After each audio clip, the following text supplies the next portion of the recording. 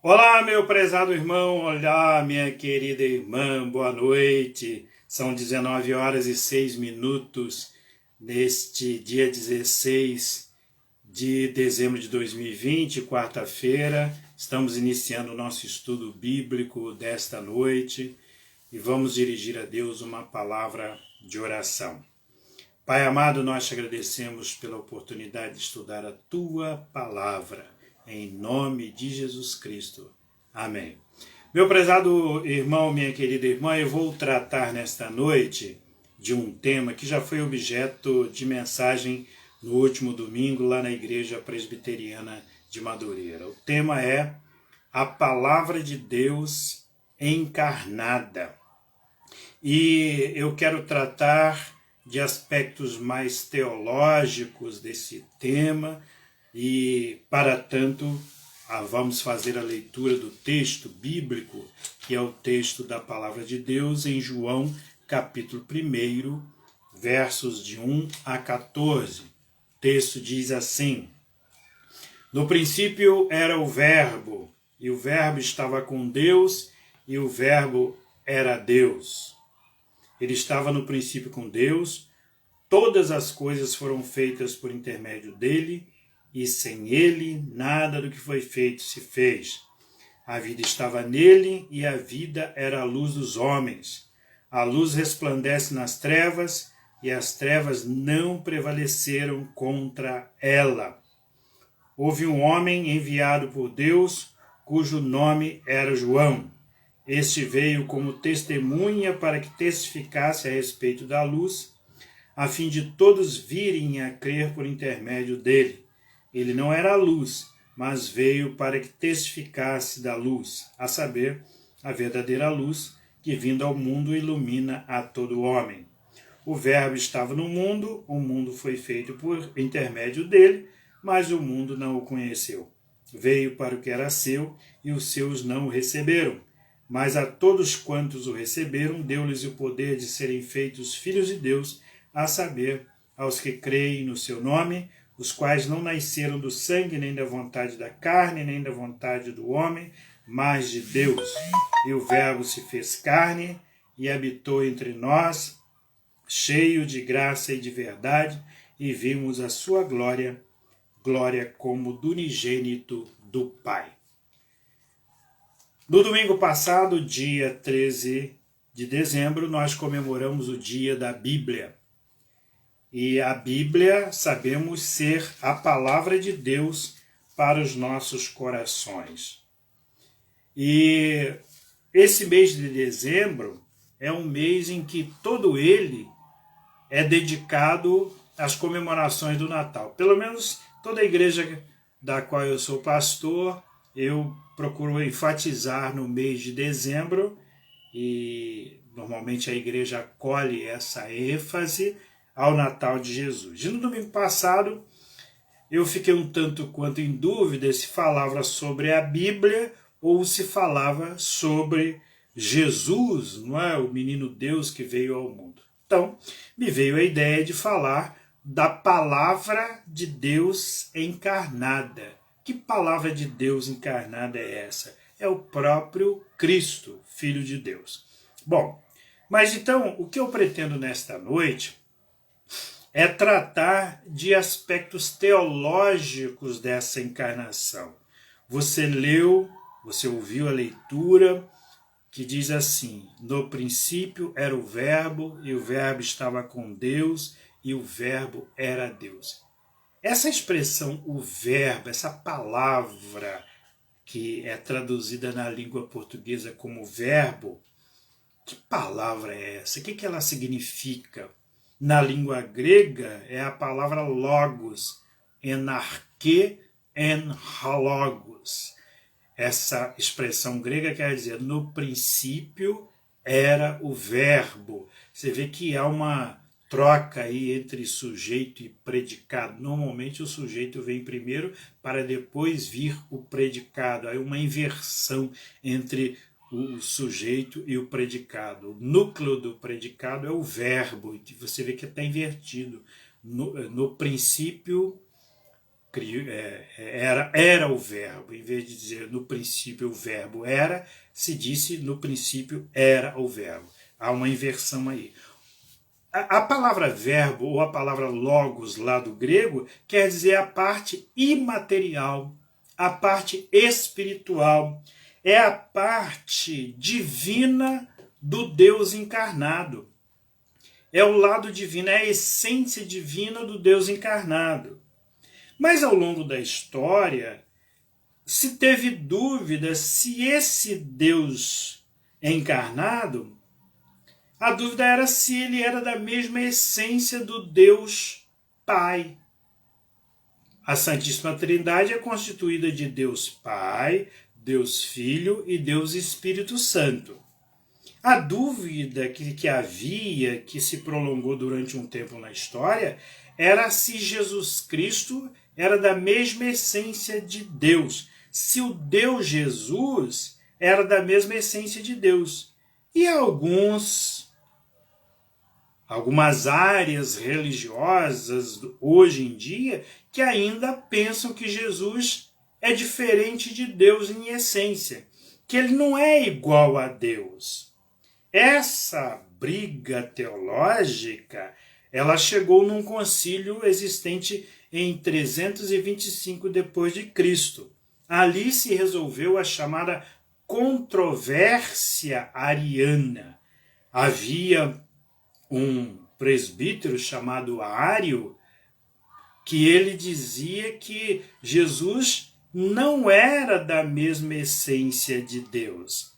Ele era muito semelhante, muito parecido, mas ele não era da mesma essência de Deus. A palavra grega para dizer que ele não era da mesma essência de Deus é homoiousios, ou seja, ele não era da mesma essência de Deus. Já um outro servo de Deus, um diácono chamado Atanásio, esse entendia que Jesus era da mesma essência de Deus, quer dizer, a parte imaterial, a parte divina do ser Jesus, essa parte divina era da mesma essência de Deus, essa parte imaterial, essa parte espiritual era da mesma essência de Deus. Então, Deus Pai igual ao Deus Filho, sendo Deus Filho eternamente gerado do Deus Pai, e o Deus Espírito, já completando aqui a Trindade, eternamente gerado do Filho. Então, geração em geração, mas sempre da mesma essência triuna. Deus Pai, Deus Filho e Deus Espírito Santo. Mas o ponto aqui é se Jesus era da mesma essência de Deus. E esse conflito teológico se resolveu em Niceia em 325 depois de Cristo. Você vê que se passaram 325 anos para se ter essa ideia teológica firmada, alicerçada, de que Jesus era da mesma essência de Deus. E quando eu falo Jesus, entenda a parte imaterial, a parte espiritual desse ser humano divino que veio ao mundo e viveu entre os homens por aproximadamente 33 anos e cuja parte imaterial era da mesma essência do Pai, mesma essência de Deus. E veja que quão interessante é isso, porque mostra que Deus resolveu se submeter à humanidade. Ele resolveu ser gente como nós.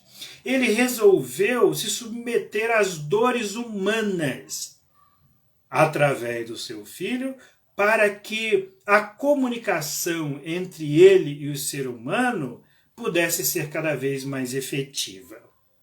Eu vou contar uma história bem lúdica, bem infantil, bem da época que eu era professor de escola dominical, de alunos na idade de 10 a 12 anos aproximadamente. Então, se contava a seguinte história para tentar mostrar, tentar ilustrar como que Deus ele se permitiu apequenar-se, tornar um ser humano para se comunicar com os seres humanos e, evidentemente, proclamar a salvação a todas as gentes. A história é a seguinte: conta-se que um homem, ele observou como as formigas trabalham. Você já reparou como as formigas trabalham?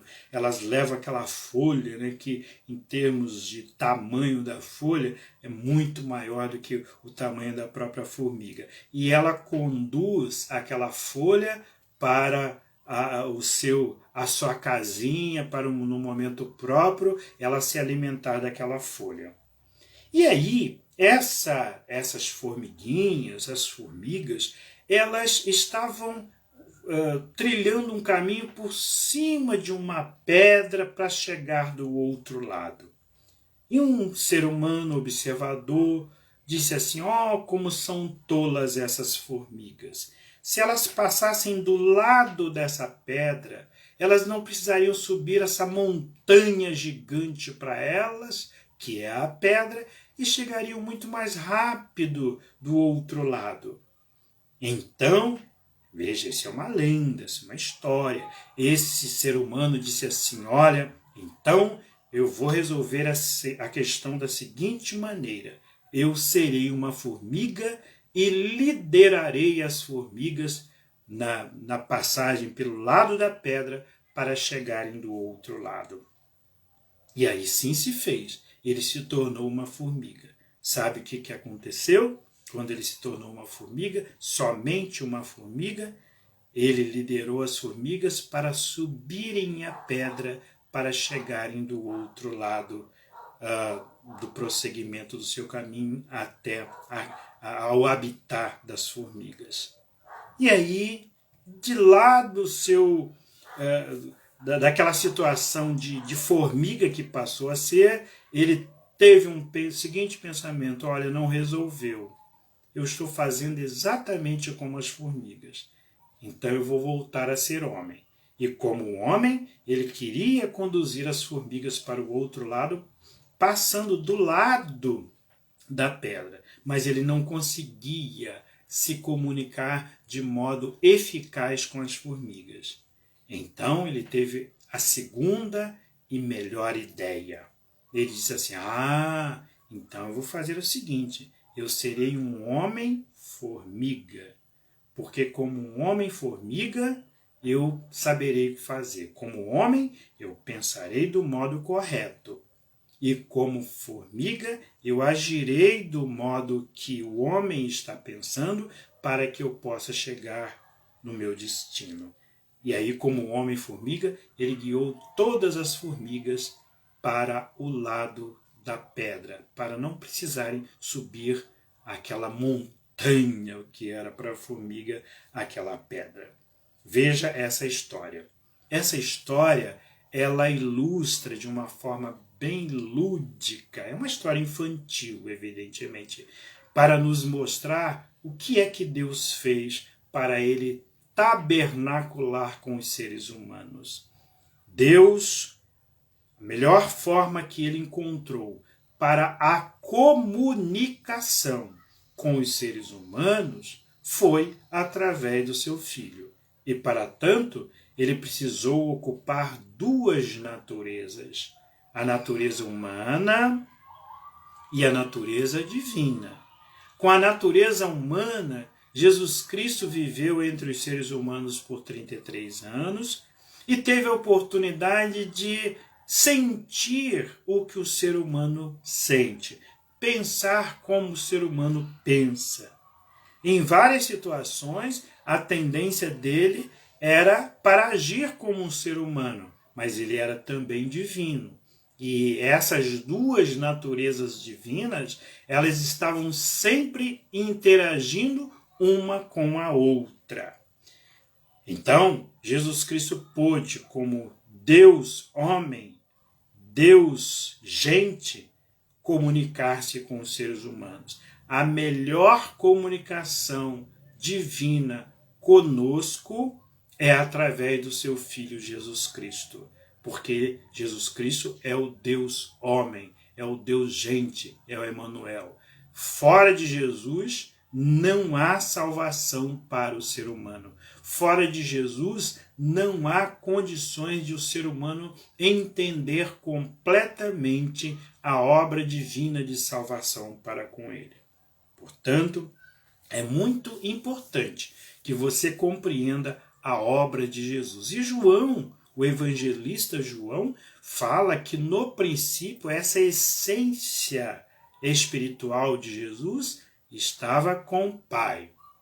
Todas as coisas foram feitas por intermédio desta essência e sem ele, nada do que foi feito se fez. Sem ele, Jesus, né? Sem ele, segunda pessoa da Santíssima Trindade, o Deus Filho, nada se fez.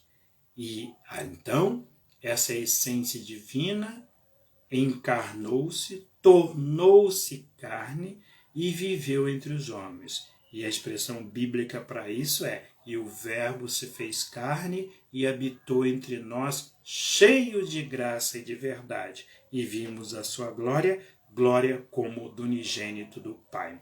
Uma outra coisa que foi resolvida nesse concílio a que fiz referência, que aconteceu em 325 depois de Cristo, o concílio de Nicéia, foi a questão de entender se Jesus ele era o primeiro filho ou o filho unigênito de Deus.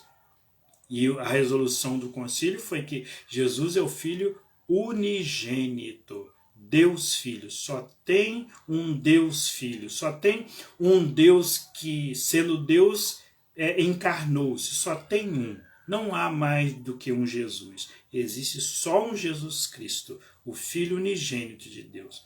E todos os que creem em Cristo se tornam irmãos de Jesus. Eu me faço entender. Em uma determinada oportunidade, Jesus Cristo estava falando o seu ministério, estava anunciando, como sempre, o Evangelho, e alguém falou: olha, seus irmãos, sua mãe estão aí querendo falar contigo. E ele falou assim: quem é minha mãe e quem são os meus irmãos? E aí ele mesmo respondeu: todo aquele que faz a vontade de Deus, do meu Pai, esse é meu irmão, irmã e mãe. Por que ele não disse que é pai? Porque o Pai é Deus, ele é o unigênito de Deus. Mas quem crê nele se torna irmão dele, porque pela adoção se torna filho de Deus também. E isso onde está? Você encontra lá em João capítulo 1, verso 12, diz assim, que ele veio para o que era seu, mas os seus não o receberam.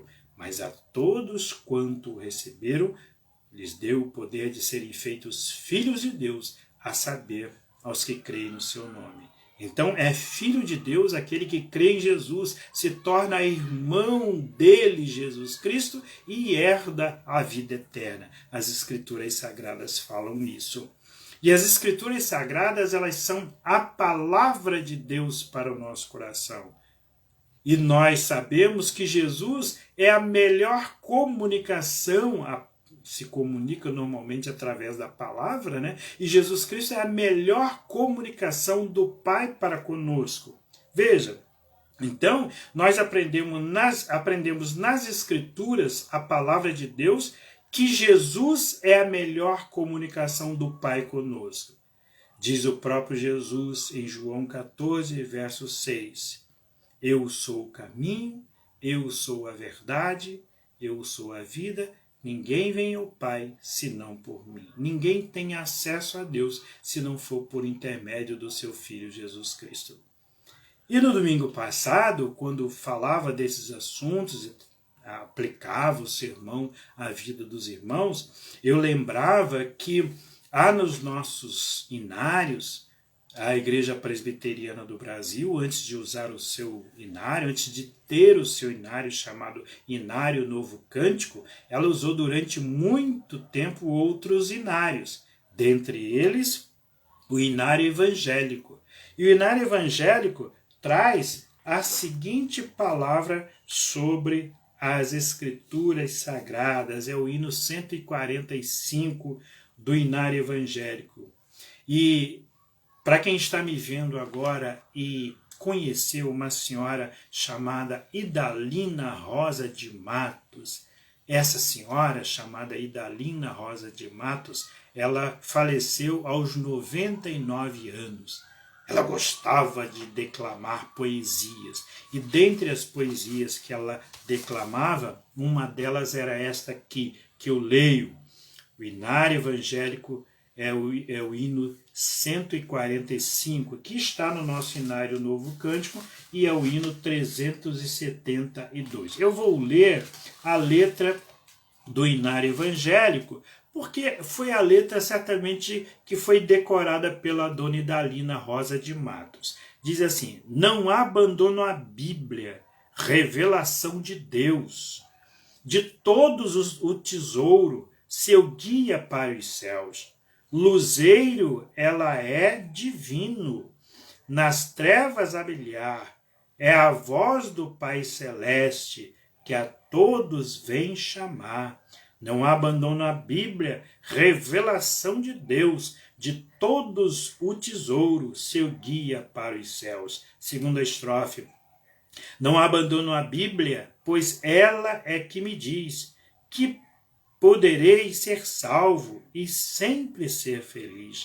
Terei, pois, a certeza da eterna salvação, mediante a cruz e o sangue de Cristo e seu perdão. Terceira estrofe. Não abandono a Bíblia, sempre o confessarei. Quem dera ser ouvido por toda a ímpia grei. Que saiba todo mundo que a cristandade tem a fé robusta e pura que deste livro vem. É o hino 145 do Inário Evangélico e o 372 do Inário Novo Cântico. Olha, essa letra de hino, tão bem declamada por dona Idalina Rosa de Matos, essa letra mostra o amor, o apego que todo aquele que crê em Cristo tem à Bíblia Sagrada, cujo dia foi comemorado no domingo passado, dia 13 de dezembro. E essa palavra de Deus deve ser lida todos os dias. E no domingo passado, eu já havia perguntado durante a semana, não é? Quem é que tinha tido a oportunidade de ler a Bíblia toda. Eu quero aqui fazer uma homenagem, deixar gravada essa homenagem a esses irmãos que responderam que já tinham lido a Bíblia toda. Mas antes de fazer homenagem a eles, eu quero fazer homenagem ao meu irmão de sangue e irmão em Cristo, que é Geraldo Miguel Borges. Este meu irmão já leu a Bíblia 43 vezes. 43 vezes. E o parabéns, Geraldo Miguel Borges, pela 43ª leitura da Bíblia. E esses irmãos que eu vou mencionar aqui, eles já leram pelo menos uma vez, ou estão lendo. Adilmar, várias vezes. Cristiane está lendo a Bíblia. Davi Monteiro, 3 vezes. Flávia está lá em Portugal com o seu esposo Roberto e o filhinho Juliano. Ela e Roberto já leram algumas vezes. Heloísa Santos está na 7ª leitura. Janete Brito, uma vez. Eu, João Batista, uma vez. Luísa, uma vez. Margarete Borges, uma vez. E já iniciou a 2ª leitura. Paulo Salomão, 86 anos, já leu a Bíblia 16 vezes. O Rodrigo Borges, nosso seminarista, está lendo a Bíblia toda pela primeira vez. A Ruth Dias leu 2 vezes, já iniciou a 3ª leitura. Ruth Magalhães está lendo a Bíblia pela primeira vez. Bíblia toda, eu estou me referindo à Bíblia toda. Sérgio Barbeitas já leu a Bíblia uma vez, está fazendo um curso de interpretação bíblica. Vera Santos já leu 11 vezes e está na 12ª leitura. Wanda Barbeitas, 2 vezes. a Tânia, que é a esposa do Adilmar, uma vez, e a Wislene está na 4ª leitura. Meus parabéns a esses irmãos que já leram a Bíblia mais de uma vez. Muito bem. O ponto que eu quero ressaltar hoje, portanto, é que a palavra de Deus, ela foi encarnada em Cristo. Você entendeu isso? Deus se encarna, se torna carne em Cristo. Agora, note bem, sabe o conselho que eu dou para você? Que a palavra de Deus, a Escritura Sagrada, seja encarnada em você. O que eu quero dizer com isso? Que você torne a Bíblia Sagrada parte da sua essência, parte das suas decisões diárias, que em tudo que você fizer, tudo que você decidir, os caminhos que você decidir, você os decida pautado no que dizem as Escrituras Sagradas, a Bíblia Sagrada. Isso aí eu chamo de encarnação ou encarnação da Escritura Sagrada. Que Deus o abençoe e guarde. Na próxima semana cá estaremos, se Deus assim permitir.